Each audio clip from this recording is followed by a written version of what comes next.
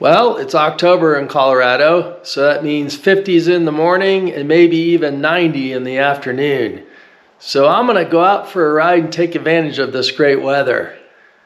I've been really enjoying the wall organizer from Harley. That's actually working out pretty well. It fits tight, and I've been able to store quite a few items in there. So even though it's pretty expensive, they're working out. So on this trip, I am going to use my iPhone for navigation, but I'll be using Carplay with the Apple Maps, and then maybe on the way back I'll switch to Google Maps. We'll see. Neither is really great for planning a route. Really using the HD Ride Planner is the best way to plan a route, and you can do that on your phone, but if you want that on your screen, you've got to pay for the navigation, which I have. So we have a few options. We'll see which one gets us to my destination and which one gets us back. So we're going to use wired CarPlay, so I have my USB-C adapter and a headset adapter. More on that later. But we'll connect our phone and we should get CarPlay as we have a headset displayed. So I have a headset connected as rider mode. And sure enough, there it is. I really prefer the wired option for CarPlay. It's just so reliable, and it's going to charge my phone the whole day, and I don't have to worry about any wireless issues or interference getting in the way, disconnecting my CarPlay. All right, well, the bike started, which is a good sign, so let's go for a ride. CarPlay is still with me on the screen. We're going to double tap our flashes, and the garage door will close. Ready to go. Looking good.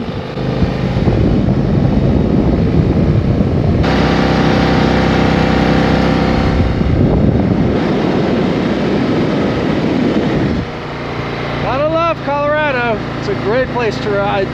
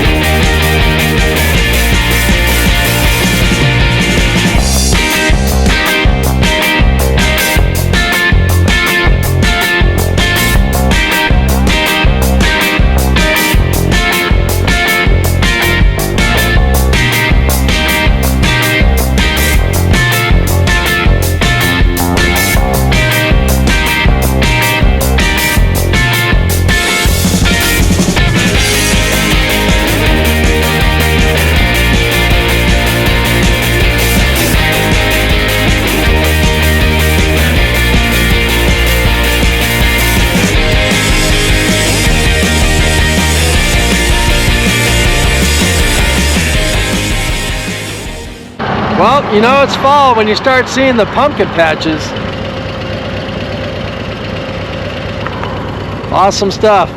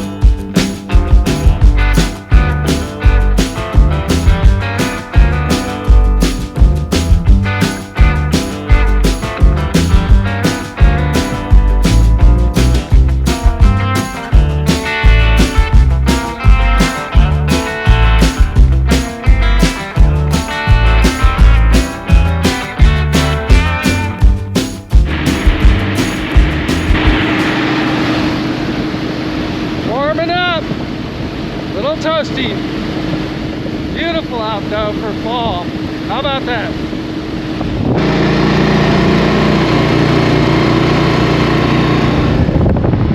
What are you gonna do? Sometimes you just get stuck behind someone. Just ride it out.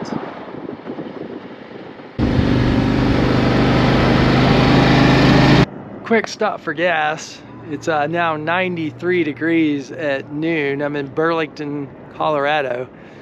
Burned a half a tank, so figured I'd fill it up because we're going to some desolate area. So always have a full tank when you're going off the grid per se.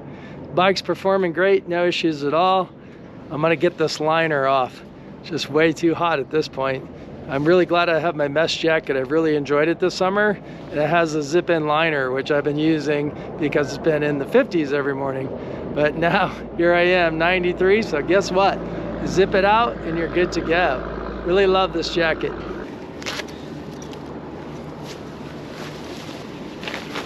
So when you go to take your liner out, you have to actually fold your sleeves back and you'll find a snap in there. Otherwise, if you just start tugging, you're likely to rip it. So you'll pull your sleeve up, and then you'll just unzip it right here.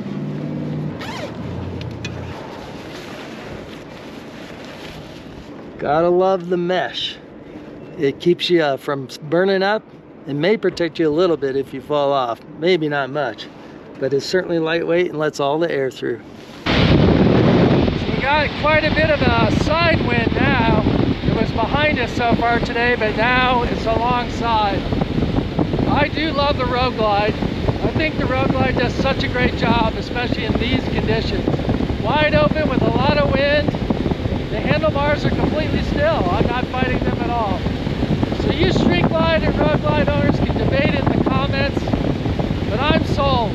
I love the Road Glide in the wind, in the wide open.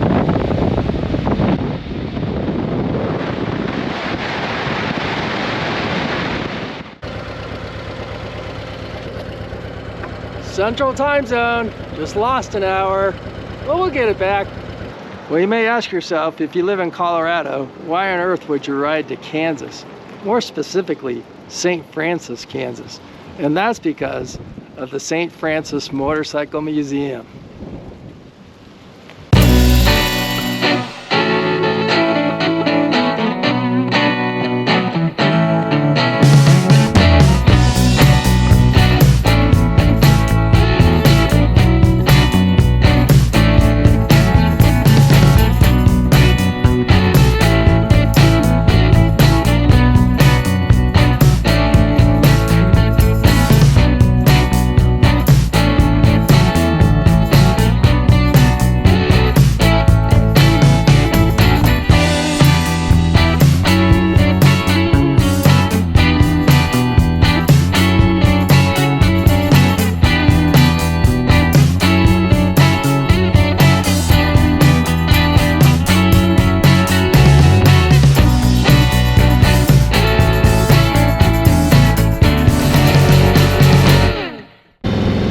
Great visit to the museum, for sure.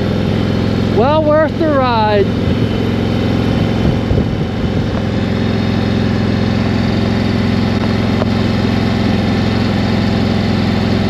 My trip was 426 miles, about 6.5 hours, and an incredible 48.3 miles per gallon.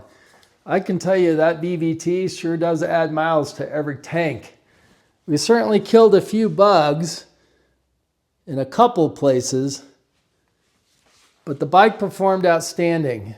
I also never lost Carplay. Carplay managed to stay connected all along. And I'm hoping we'll see this little adapter here shortly on Amazon. I'll have a video as soon as it's available, but it certainly saves space and is so easy to use, and it worked absolutely perfectly. So I'm excited to show that to you. So I did ride out with Carplay, and then I came back with Google Maps. And I would say they're both really about the same. I think the big challenge with both of them is they're not great for planning a route. They want to take you to the fastest way to get there, and you can tell it to avoid highways, you can tell it to avoid tolls.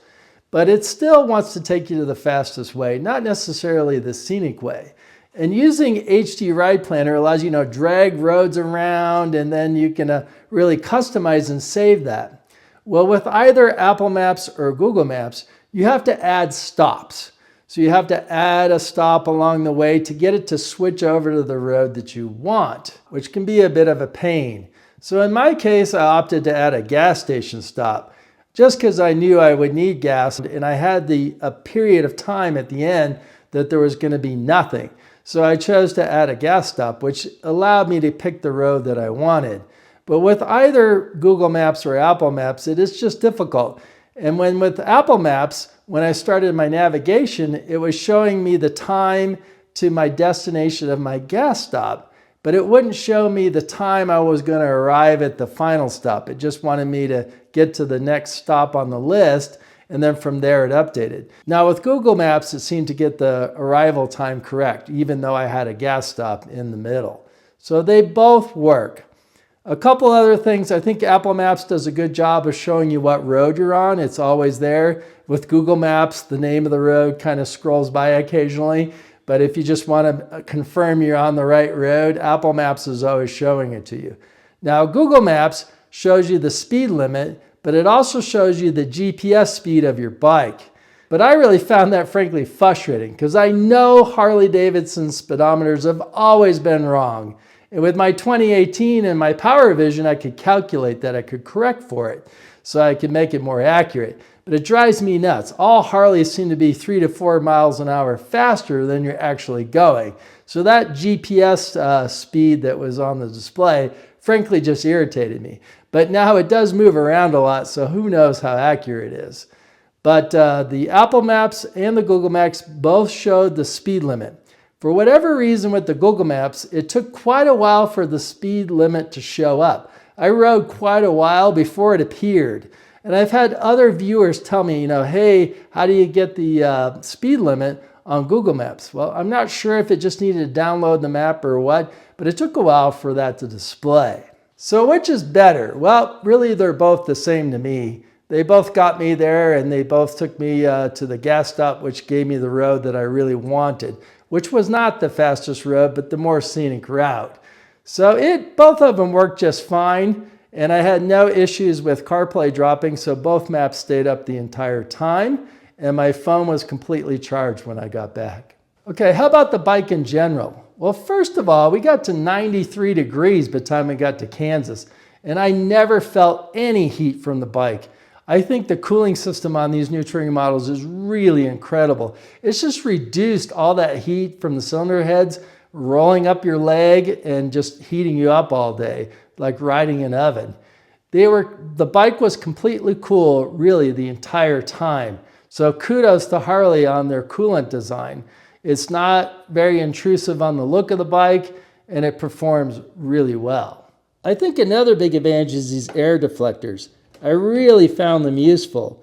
As it got warm and stuffy, I just opened these up a little bit, and it created more airflow over my legs. But if it was super windy, I could put this out and it would push the wind around my leg. These are quite the wind. I will also say my 10-inch Harley Davidson windshield worked really well. I'm 6'1", and it really pushed the wind over my head. I know some have complained of buffeting and they want to go taller. So I will say I tend to crouch a little bit when I ride, so that may be the reason it works so well. But I had really no complaints with that windshield. But I will also say my little modification to this vent, I think works really well. So trimming out that little extra bump out in the plastic allows this to open a little bit further, just pushing that wind a little higher. I think it works well. The seat was also pretty comfortable. I'm running the stock seat still. I did take the passenger off because I was riding alone. But one little tip, these little bolts on the back tend to come loose. So you want to make sure these are tight, and maybe even some thread sealant might be a good idea. I'm not sure I would use Loctite because you may need to get your seat off, and that could be a real pain. But they definitely come loose. Pay attention to that. That was my journey to St. Francis, Kansas, and the St. Francis Motorcycle Museum. Well worth the stop. If you're anywhere in the area, be sure to check it out. So I hope you found this video useful, or at least enjoyed it, and I hope you subscribe. But until next time, in the friction zone.